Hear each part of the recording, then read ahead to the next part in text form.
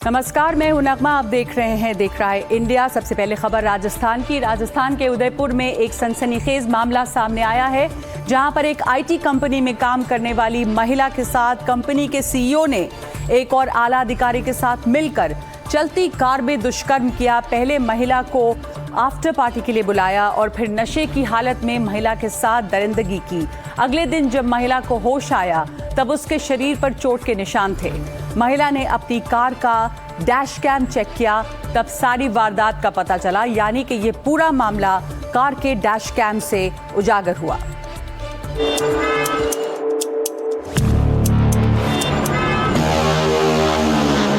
चलती कार में कंपनी के सीईओ ने की दरिंदगी। बेहोशी की हालत में आईटी कंपनी की महिला से हैवानियत। गाड़ी के डैश कैम ने खोले सारे राज। आफ्टर पार्टी के बहाने किया दुष्कर्म। गाड़ी के डैश कैम को आमतौर पर सुरक्षित ड्राइविंग, बीमा, धोखाधड़ी और झूठे दावों से बचने के लिए इस्तेमाल किया जाता है। गाड़ी में लगा ये छोटा सा कैमरा हर हरकत को ट्रैक करता है, लेकिन उदयपुर में इस डैश कैम ने एक बड़ी हैवानियत और दरिंदगी से पर्दा उठा दिया है। आईटी कंपनी में काम करती एक महिला के साथ गाड़ी में दरिंदगी हुई। वारदात को अंजाम देने वाले और कोई नहीं बल्कि उसी कंपनी के सीईओ और महिला एग्जीक्यूटिव हेड के पति थे। जब पूरी घटना हुई तो महिला बेहोशी की हालत में थी। जब अगले दिन वो उठी तो प्राइवेट पार्ट पर घाव के निशान थे। शरीर पर कुछ कपड़े भी कम थे। ईयर रिंग और मोजे भी गायब थे। महिला को शक हुआ तो उसने अपनी कार का डैश कैम चेक किया। फिर जो देखा और सुना उससे महिला के होश उड़ गए। पीड़ित महिला एक प्राइवेट आईटी कंपनी में मैनेजर है। शिकायत के मुताबिक 20 दिसंबर को एक पार्टी हुई। कंपनी के सीईओ का जन्मदिन था। महिला रात 9 बजे पार्टी में पहुंची। महिला एग्जीक्यूटिव हेड और उसका पति भी वहां पर मौजूद था। देर रात करीब 1:30 बजे तक ये पार्टी चली। पार्टी में शराब का सेवन भी हुआ। सीईओ ने धीरे धीरे सभी को पार्टी से भेज दिया। अब महिला अकेले रह गई थी। महिला एग्जीक्यूटिव हेड ने आफ्टर पार्टी के लिए कहा। रात करीब 1:45 बजे महिला को उसकी ही कार में बैठाया गया। महिला एग्जीक्यूटिव हेड, उसका पति और सीईओ गाड़ी में बैठे। तीनों महिला को घर छोड़ने के लिए निकले। रास्ते में एक दुकान से सिगरेट जैसा कुछ खरीदा। सिगरेट जैसी चीज महिला को पिलाई गई। महिला बेहोश हो गई। बेहोशी का फायदा उठाया गया और चलती कार में उसके साथ सामूहिक दुष्कर्म किया गया। महिला को उसके घर के पास छोड़ दिया गया। अगले दिन महिला उठी तो उसे अजीब लगा। शरीर पर चोट के निशान थे, कपड़े कम थे। उसने अपनी गाड़ी का डैश कैम चेक किया। ऑडियो वीडियो देखते ही उसके होश उड़ गए। दरअसल 20 दिसंबर को सीईओ का बर्थडे था और इस बर्थडे पार्टी में सोची समझी साजिश के तहत मैनेजर को, पीड़िता को बुलाया और उसमें पार्टी में पहले से अन्य 2 आरोपी, जो कि एग्जीक्यूटिव महिला है इसी कंपनी में, वो आरोपी और उसका पति गौरव है, वो भी मौजूद थे। फिर धीरे धीरे उस पार्टी में, होटल के अंदर पार्टी चल रही थी, धीरे धीरे मेहमानों को वहाँ से रवाना किया और फिर पीड़िता को कहा कि उसको उसके घर छोड़ देंगे। फिर रास्ते में पीड़िता को एक नशीली सिगरेट, उसमें नशा था, वो पिलाया गया। उसके बाद पीड़िता बेहोश हालत में हो गई और उसके बाद इस घिनौनी करतूत को अंजाम दिया गया चलती कार में। सच्चाई सामने आने के बाद महिला ने पूरी जानकारी पुलिस को दी कि कैसे आफ्टर पार्टी के नाम पर उसके साथ दुष्कर्म हुआ। पुलिस ने गैंगरेप का मामला दर्ज कर मेडिकल जांच करवाई और घटनास्थल के आसपास लगे सीसीटीवी कैमरों की फुटेज खंगाली गई और जांच के आधार पर कंपनी के सीईओ समेत तीनों आरोपियों को गिरफ्तार कर लिया गया। मेडिकल रिपोर्ट में सामने आया कि युवती के प्राइवेट पार्ट सहित शरीर में अन्य जगह जो घाव थे वो गैंगरेप के दौरान हुए। उनके द्वारा एक पार्टी की गई। पार्टी करने के पश्चात उस महिला को, पीड़ित महिला को, इन तीनों ही व्यक्तियों के द्वारा कार में आफ्टर पार्टी का बहाना बना करके कार में ले जाया गया और कार में जब वह अदरवाइज शराब के नशे में थी तो उसके साथ इन तीनों ही सहकर्मियों ने, जिसमें एक कंपनी के सीईओ जहां वह कार्य करती है, एक सहकर्मी और उनके पति, तीनों के द्वारा ही उसके साथ सेक्सुअली मोलेस्टेट किया उसको। हैरान करने वाली बात यह भी है कि ये पूरी घटना गाड़ी में बैठी महिला एग्जीक्यूटिव के सामने हुई, लेकिन उसने इस घिनौनी हरकत का विरोध नहीं किया। आरोपी सीईओ आईआईटी दिल्ली का पूर्व छात्र है। उसने कंप्यूटर साइंस एंड इंजीनियरिंग में डिग्री हासिल की हुई है। कंपनी की शुरुआत उदयपुर से की थी। वहीं कंपनी के ऑफिस सिंगापुर, बेल्जियम और अमेरिका में भी हैं।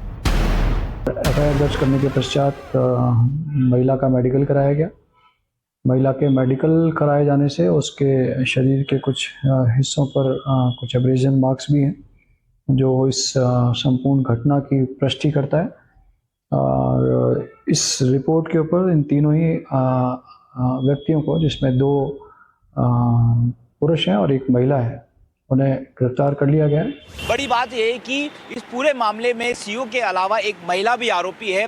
सवाल ये उठता है कि आखिर कैसे एक महिला अपने पति से चलती कार में अन्य महिला का रेप करवा सकती है, और आखिर महिला होने के नाते क्यों उस महिला ने उस महिला को बचाने की कोशिश नहीं की। बहरहाल सीईओ और महिला एग्जीक्यूटिव और उसका पति गौरव, तीनों को गिरफ्तार कर लिया है। इसके साथ ही जो पीड़िता है उसके शरीर पर घाव के और चोट के निशान हैं, जो कि बयां कर रहे हैं कि उस रात को कितनी ज़्यादा उसके साथ बर्बरता हुई होगी। बहरहाल तीनों से पूछताछ की जा रही है। इसके साथ ही सीईओ ने क्या पहले भी कभी अपनी कंपनी की अन्य महिला स्टाफ मेंबर से इस तरह की हरकत की कोशिश की है, उन्हें अश्लील मैसेज भेजे हैं, छेड़छाड़ की कोशिश की है, इन तमाम सवालों के जवाब भी अब उदयपुर पुलिस तलाशने में जुटी है।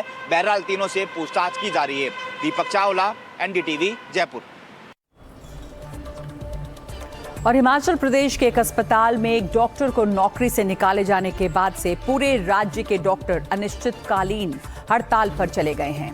डॉक्टर पर अस्पताल में एक मरीज के साथ मारपीट का आरोप है, जिसका वीडियो भी वायरल हुआ है, और अब उसी डॉक्टर के लिए हड़ताल हो रही है।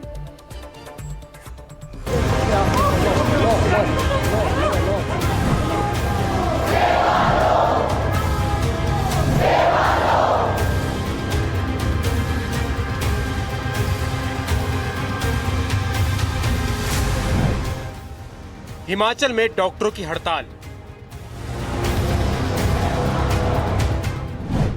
3000 से ज्यादा डॉक्टर स्ट्राइक पर। प्रदेश में मरीजों की मुश्किलें बढ़ी। ये पूरा मामला शिमला के इंदिरा गांधी मेडिकल कॉलेज का था, जिसका एक वीडियो भी वायरल हुआ। वीडियो में एक डॉक्टर मरीज को बेरहमी से पीटता हुआ नजर आया। वीडियो के आधार पर डॉक्टर को नौकरी से निकाल दिया गया। लेकिन अब प्रदेश भर के डॉक्टर उसके समर्थन में खड़े हो गए और अस्पतालों में कामकाज ठप कर दिया।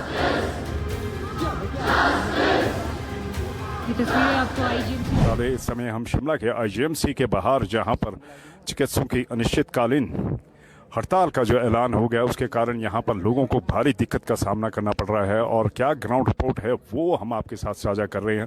हालांकि हम ओपीडी में यहाँ पर गए। ओपीडी में अगर मेडिसिन ओपीडी में बात करें तो एसोसिएट प्रोफेसर के कमरों के बाहर यहाँ पर मरीजों की लाइनें ज़रूर लगी थी। वहाँ पर चेकअप हो रहा है और आप देख सकते हैं आईजीएमसी परिसर में इस समय लोग यहाँ पर पहुँचे हैं, इलाज के लिए पहुँचे हैं और दूर दराज क्षेत्रों से आए हैं।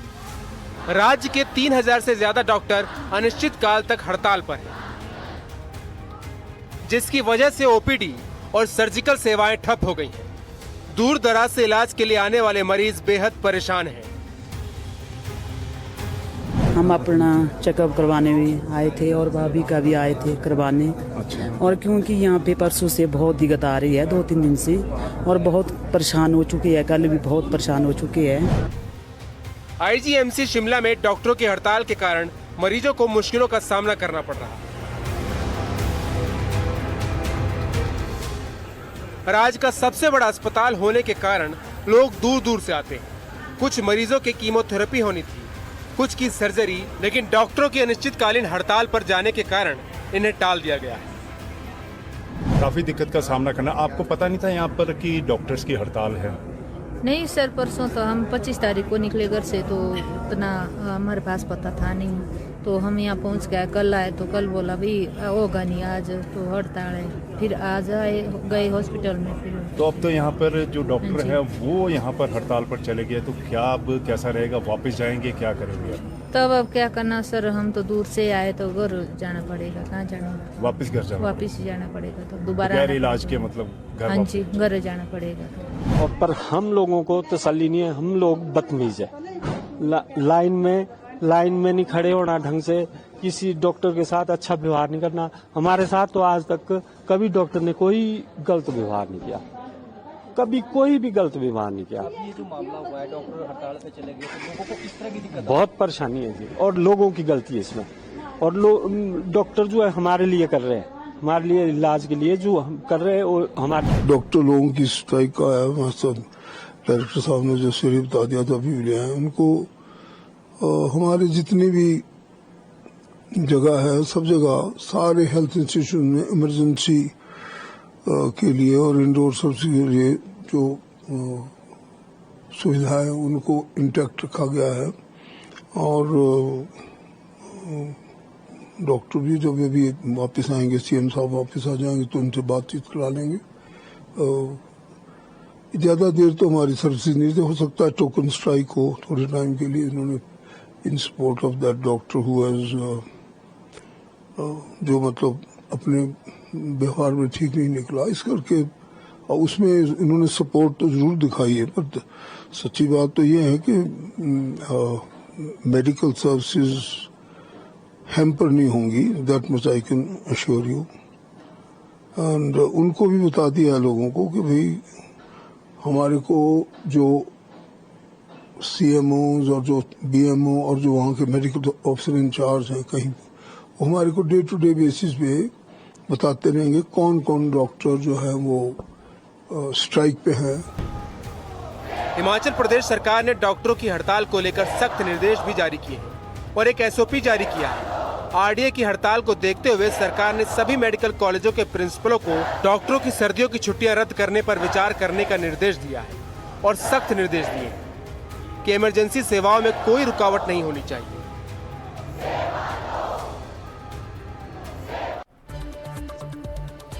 और आइए अब खबर उत्तर प्रदेश के बदायूं से, जहां पर एक महिला अफसर से 60 लाख रुपए की लूट हुई थी और इस लूट की वारदात का मास्टरमाइंड डिलीवरी बॉय निकला, जिसने अपने साथियों के साथ मिलकर इस वारदात को अंजाम दिया था। अब इस मामले में पुलिस ने आरोपी का एनकाउंटर कर उसे गिरफ्तार कर लिया है।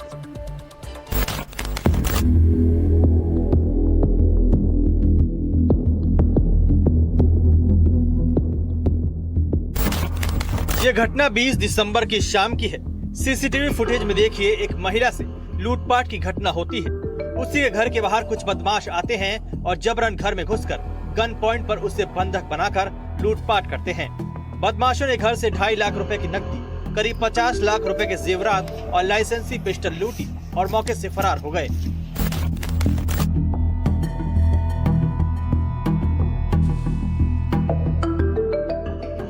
पीड़िता का नाम प्रीति वर्मा है और वो डूडा विभाग में सहायक परियोजना अधिकारी है। वो पति से अलग सिविल लाइंस कोतवाली क्षेत्र की रेगलिया कॉलोनी में रहती है। अभी वह सस्पेंड चल रही है। 2006 से बदायूं में कार्यरत है। दरअसल 20 दिसंबर की शाम को गौरी शंकर मंदिर से वो लौट रही थी। शाम के लगभग 6:45 बज रहे थे।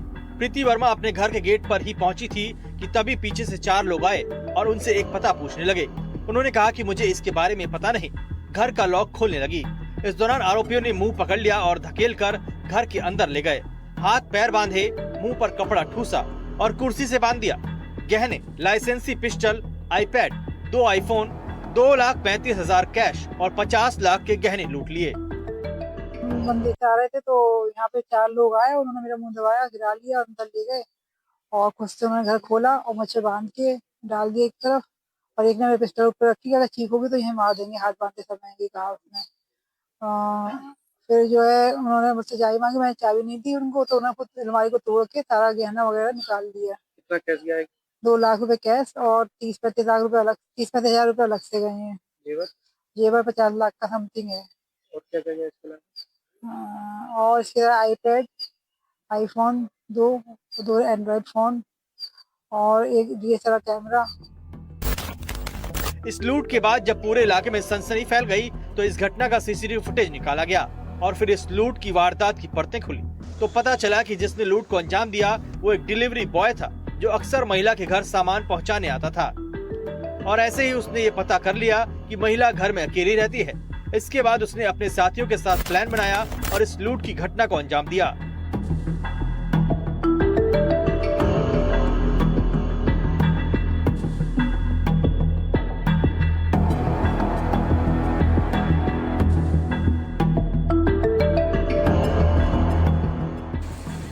दिसंबर को पुलिस ने मुख्य आरोपी के 3 साथी दीपक, संतोष और जसविंदर को एनकाउंटर में पकड़ लिया, लेकिन मुख्य आरोपी फरार था।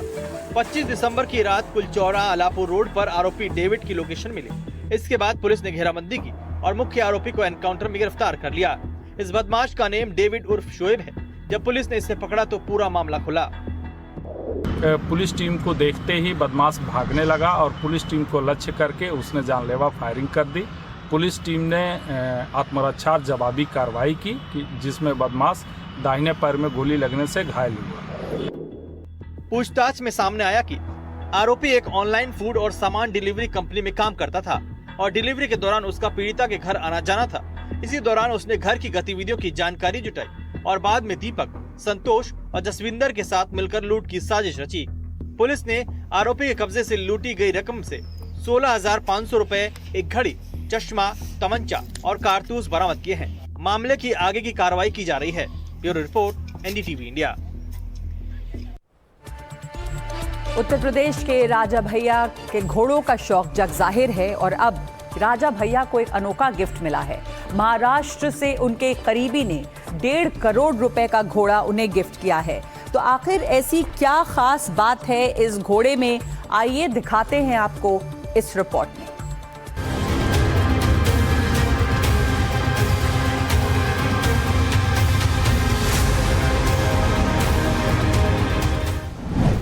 राजा भैया को मिला 1.5 करोड़ का घोड़ा।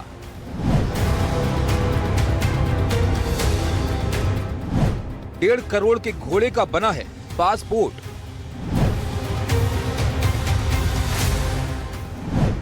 राजा भैया के अस्तबल पहुंचा विजयराज।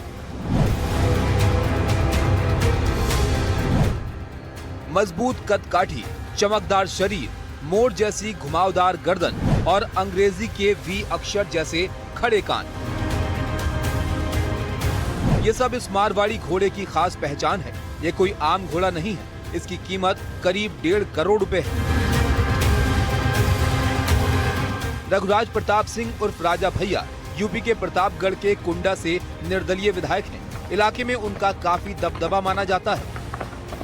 अब एक बार फिर वो अपनी शाही लग्जरी लाइफस्टाइल को लेकर सुर्खियों में है। राजा भैया को 1.5 करोड़ रुपए का मारवाड़ी नस्ल का घोड़ा तोहफे में दिया गया है। महाराष्ट्र के उनके करीबी मित्र ने ये सप्रेम भेंट दी है। आपको इस घोड़े की खास बातें बताते हैं। घोड़े का नाम विजयराज है। घोड़े का पासपोर्ट बना हुआ है। पासपोर्ट में नस्ल, कद काठी, रंग की जानकारी है। माता पिता, 3 पीढ़ियों तक की भी पूरी जानकारी है। पासपोर्ट में नस्ल की शुद्धता के लिए डीएनए रिपोर्ट है। विदेश में होने वाली रेसिंग प्रतियोगिताओं में हिस्सा ले चुका है विजयराज। विजयराज ने कई पुरस्कार भी जीते हैं। महाराष्ट्र से जब ये लाजवाब घोड़ा राजभवन पहुंचा तो अस्तबल में पारंपरिक रीति रिवाजों और पूजा अर्चना के साथ इसका भव्य स्वागत किया गया। महाराष्ट्र के कुंडा पहुंचते ही इस घोड़े को देखने के लिए लोगों की भारी भीड़ जुट गई। खुद राजा भैया अस्तबल पहुंचे, घोड़े का स्वागत किया और उसे दुलारते नजर आए। राजा भैया के अस्तबल में अब घोड़ों की संख्या बढ़कर करीब 20 हो गई है। घुड़सवारी, महंगी गाड़ियां, निजी विमान और हेलीकॉप्टर उड़ाने जैसे शहरी शौक रखने वाले राजा भैया के लिए ये घोड़ा उनकी रॉयल लाइफस्टाइल का एक और शानदार प्रतीक बन गया है। Bureau report, NDTV India. Jammu Kashmir से इस वक्त एक ब्रेकिंग न्यूज आ रही है कि वहां सोपोर में एक संदिग्ध बैग मिला है। हेगाम इलाके में श्रीनगर बारामूला हाईवे के पास ये संदिग्ध बैग मिला है। श्रीनगर बारामूला हाईवे के पास सुरक्षा बलों ने तुरंत इलाके की घेराबंदी की है। एहतियात के तौर पर यातायात को रोका गया है और मौके पर बम निरोधक दस्ते को बुलाया गया है। इस पूरे इलाके की सघन तलाशी ली गई है। बाद में सुरक्षा बलों ने संदिग्ध बैग को नष्ट कर दिया।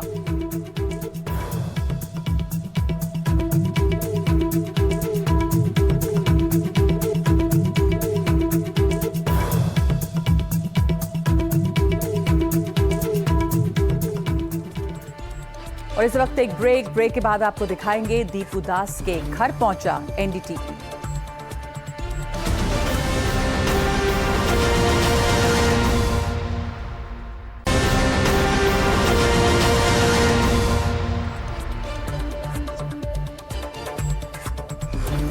बांग्लादेश में हंगामा नहीं थम रहा है। मशहूर रॉक स्टार और बैंड आइकन जेम्स का एक कॉन्सर्ट हंगामे की नजर चढ़ गया। फरीदपुर में शुक्रवार रात आयोजित उनके कॉन्सर्ट पर कुछ बाहरी लोगों ने हमला बोला। भीड़ ने वहां पर तोड़फोड़ मचाई, कुर्सियां फेंकी, ईंट पत्थर फेंके और फिर इस कॉन्सर्ट को रद्द करना पड़ा। बांग्लादेश में थमा नहीं बवाल, कॉन्सर्ट बना जंग का मैदान। जेम्स के कॉन्सर्ट पर भीड़ का हमला, चले ईंट पत्थर, फेंकी गई कुर्सियां। हमले में कई लोग हुए घायल। बांग्लादेश के फरीदपुर में देश के सबसे बड़े रॉक स्टार जेम्स उर्फ नागर बाउल का कॉन्सर्ट चल रहा था, लेकिन इस कॉन्सर्ट में काफी बवाल हो गया जब भीड़ ने यहां हमला कर दिया। फरीदपुर जिला स्कूल की 185वीं वर्षगांठ के समापन समारोह का ये मौका था, जहां जेम्स का कार्यक्रम आयोजित किया गया था। ये घटना शुक्रवार की है। जेम्स रात करीब 9:30 बजे मंच पर आने वाले थे, लेकिन कार्यक्रम शुरू होने से ठीक पहले बाहरी लोगों का एक समूह जबरन कार्यक्रम स्थल में घुसने की कोशिश करने लगा। सुरक्षा कर्मियों और आयोजकों द्वारा रोके जाने पर भीड़ उग्र हो गई और स्टेज की तरफ पत्थर और ईंटें फेंकना शुरू कर दिया। इस हमले में कई लोग घायल हो गए, जिनमें ज्यादातर फरीदपुर जिला स्कूल के छात्र बताए जा रहे हैं। हमलावरों ने मंच पर कब्जा करने की कोशिश भी की और सांस्कृतिक कार्यक्रमों और संगीत आयोजकों के खिलाफ नारेबाजी की। এই দর্শনার্থীদের বাইরে যারা দর্শনার্থীরা এই প্রথম যারা এটা শুরু করেছে এই ঝামেলাটা। हालात इतने बिगड़ गए कि जेम्स को तुरंत वहां से सुरक्षित बाहर निकालना पड़ा। छात्रों ने भीड़ का विरोध किया, जिसके बाद हमलावर पीछे हटे। हालांकि कानून व्यवस्था को देखते हुए रात करीब 10 बजे आयोजन समिति के आयोजकों ने मंच से ऐलान किया कि जिला प्रशासन के निर्देश पर जेम्स का कॉन्सर्ट रद्द किया जा रहा है।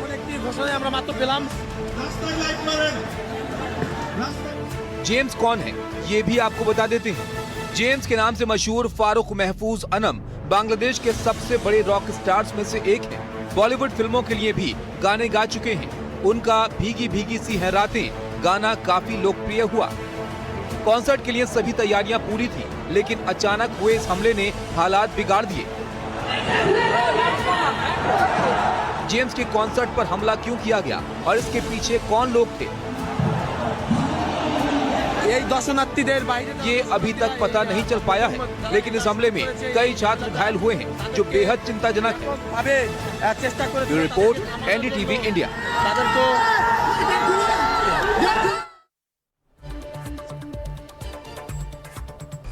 और बांग्लादेश में दीपू की हत्या के बाद हालात और भी बिगड़े हुए हैं।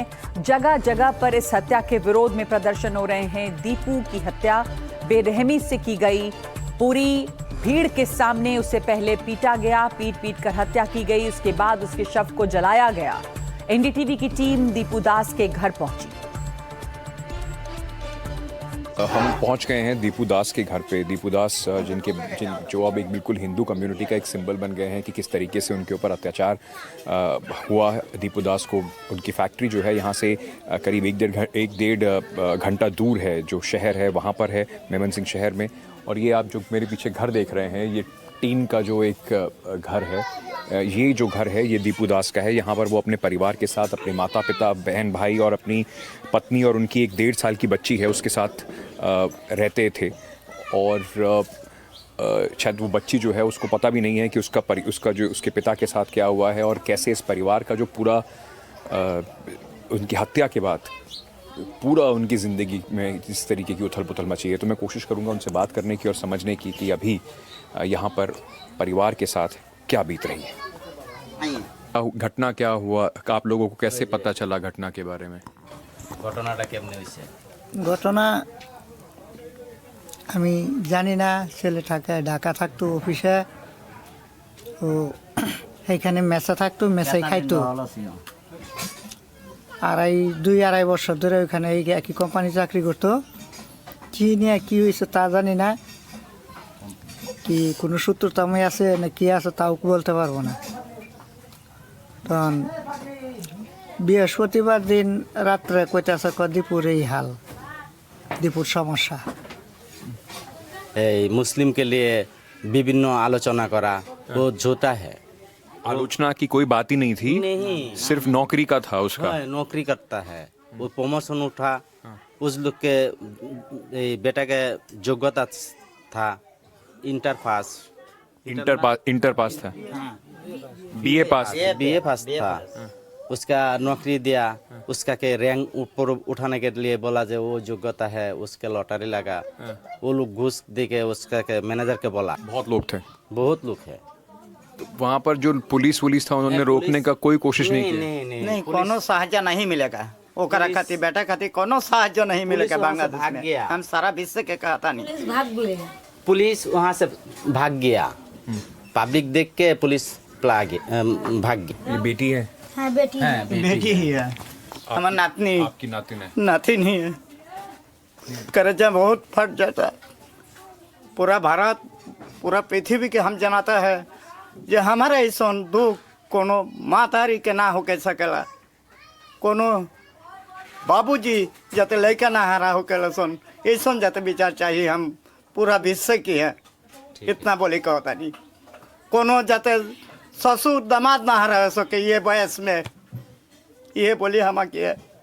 आपको आपके भाई के बारे में पता चला, आप बताएंगे इनको मैं क्या पूछ रहा हूँ।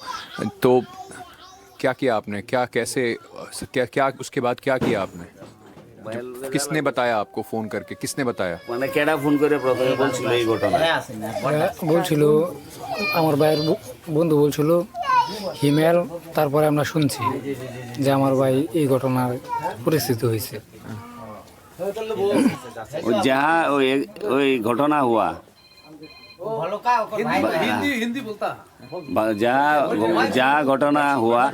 जहाँ घटना हुआ यहाँ का एक आदमी इसको फोन से बुला है जे तेरा भाई का ये प्रॉब्लम हुआ, वो मार दिया, जला दिया, जल्दी यहाँ पर आ जाना।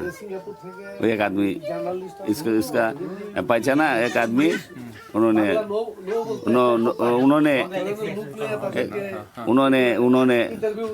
उनको संवाद दिया। आप जब वहाँ गए किस हालात में मिले दीपू आपको? আমরা তো পরের দিন গেছি, লাশ আনতে গেছি আমরা থানা দিয়ে যে লাশ নাই, পোস্টমর্টম লেগে পাঠাই দিয়েছে। পরে আমরা লাশ এই ইয়ে থেকে থানার থেকে আয় পড়ছি, আয় হেরে পরে গিয়ে ওই ময়মনসিংহ হসপিটাল হয়েছি। হ্যাঁ, আয় হেরে পরে গিয়ে লাশ লইয়েছি আমরা। वो जहाँ घटना हुआ स्पॉट पर नहीं गया, और वो लोकल थाना है, एडमिनिस्ट्रेशन लोकल थाना पर गया। वो थाना से लाश मेडिकल पर शिफ्ट किया पोस्टमार्टम के लिए। पोस्टमार्टम करने के बाद यह लिया। बांग्लादेशी हिंदुओं के दर्द को, उनके गुस्से को आपको सुनाते हैं, जो कट्टरपंथियों के खिलाफ सड़क पर उतरे हैं। लोग जो जुलूस निकाल रहे थे, मशाल जुलूस निकाल रहे थे, वो क्यों जुलूस निकल रहा था यहाँ पर? क्या विषय तो इसे बांग्लादेश में अभी हिंदू लोग के ऊपर में जो टॉर्चरिंग कर रहा, ठीक है, माने हम लोग का दोस्त हुए, हम लोग सुनाता नहीं है, हम लोग को सुनाते नहीं, बांग्लादेश में रहने नहीं देगा। हम लोग के रग रग में जय श्री राम के खून दौड़ रहा है। हम लोग के जीवन जाने से क्या होगा, जीवन की चिंता नहीं कर रहा हूँ। क्या है, हम लोग जब हिंदू लोग एकजुट जुटी नहीं होंगे तो ये लोग झोंगी बाहिनी जो लोग है, ये लोग मने करिए एक करके मने करिए हिंदू लोग के ऊपर अत्याचार कर रहा है। जो कोनो बात होने से कोई धर्म के झाल रहने से वो लोग क्या करता, वही बोलता है जो हम लोग के नबी जी के बात बोला है, हम लोग के इस्लाम विरोधी बात बोला है, बोल के टान के ले जाके मार के जुला दे रहा है, जला दे रहा है आगे से। किंतु परवर्ती मने करिए जो प्रशासनिक लोग जो लोग है वो लोग तदंतो करके देखता है जो नहीं ये इंसान के कोई दोष नहीं ना, कि जो लोग मार देता है वो लोग मने करिए बोलता है जो पागल है छागल है, इस सब एक तो स्वीकृति दे के सरकार मने करिए वो लोग के कोई धरण के शासन सरकार पूरा एक्शन नहीं ले रही है, इस वजह से ऐसा हो रहा है। जी, सरकार कोई एक्शन नहीं ले रहा है। हिंदू लोग के ऊपर कोई धर्म के दृष्टि नहीं दे रहा है, कोई धर्म के मने करिए सेफ्टी नहीं दे रहा है हिंदू लोग के। पर आप लोग तो बांग्लादेशी हैं, मतलब आप लोग बांग्लादेशी सिटीजन है, नेशनल हैं, तो आपको लगता है कि आपके साथ मतलब कोशिश की जा रही है कि आप लोगों के साथ बाकी सिटीजन की तरह व्यवहार नहीं होता है? जी नहीं, वो लोग के मैंने टारगेट जो है, वो लोग का टारगेट है हिंदू रहने नहीं देगा बांग्लादेश में। आप मैंने जितना हम लोग जो माथा जुदी काट के भी जो उसका चरण में रख देंगे, उसका बाद भी मने करिए हिंदू रहने नहीं देगा। आप जाके देखिए ग्राम साइड जो है हम लोग का, ये तो एक तो सिटी है, देख के हम लोग एकजुट है, किंतु ग्राम में किंतु एक तो हिंदू नहीं ना, वो लोग क्या करता जगह संपत्ति दखल मैंने जे को एक तो धरण के मने करिए एक तो इशू खड़ा करके मने करिए टॉर्चरिंग कर रहा है हिंदू लोग के ऊपर में। मैम, आप भी प्रोटेस्ट में शामिल थे, तो आप लोग क्या सरकार से क्या उम्मीद कर रहे हैं, क्या कहना चाह रहे थे आप प्रोटेस्ट में? मेरा नाम चैताली चक्रवर्ती, मैं रेगुलर प्रैक्टिस करता हूँ। I am a advocate, continue supreme कोर्टे प्रैक्टिस करता हूँ। मेरा सरकार का काछा चाहता हूँ कि मेरा निरापत्ता, मेरा हम যারা হিন্দু বাংলাদেশে আসি 1.5 কোটির মতো 1,50,000 হিন্দু সনাতনী সম্প্রদায় এখানে কোনো অবস্থাতেই নিরাপত্তা নট কোনো স্টেট সেফটি আই এম অসহায়, মানে আমরা হেল্প, প্লিজ হেল্প মি, আমাদেরকে জীবন্ত মেরা সনাতনী সম্প্রদায় লোককে জীবন্ত জ্বালা হোক। एनडीटीवी की टीम उस जगह पे भी पहुंची जहां पर दीपू दास की हत्या की गई, जहां पर एक बड़ी भीड़ ने उसे पेड़ से लटकाकर उसके शव को जलाया, बेरहमी से मारा और पीटा। स्क्वायर मास्टर बारी में इस वक्त मैं खड़ा हूं, जहां पर इस बिल्कुल बिजी रोड पर, जिस पे आप देखेंगे दोनों तरफ ट्रैफिक ज़बरदस्त है, ढाका की तरफ ये रोड जाती है।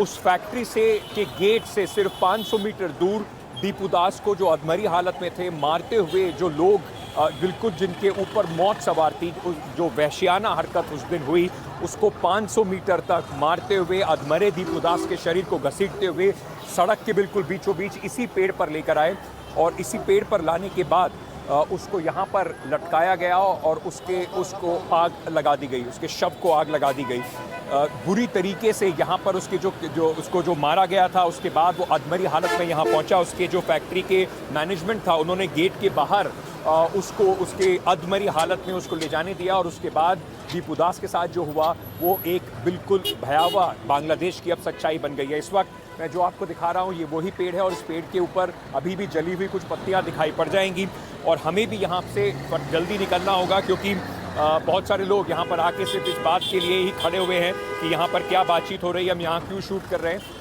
इस पेड़, ये जो अब पेड़ है, ये पेड़ अब उस बात की निशानी बन चुका है कि बांग्लादेश में इस वक्त हालात किस तरफ जा रहे हैं और सरकार को कितना कुछ अभी करना बाकी है कि कम से कम ऐसी जो हालात हैं, ऐसी जो घटना है जो दीपू दास के साथ हुआ, वो दोबारा ना हो।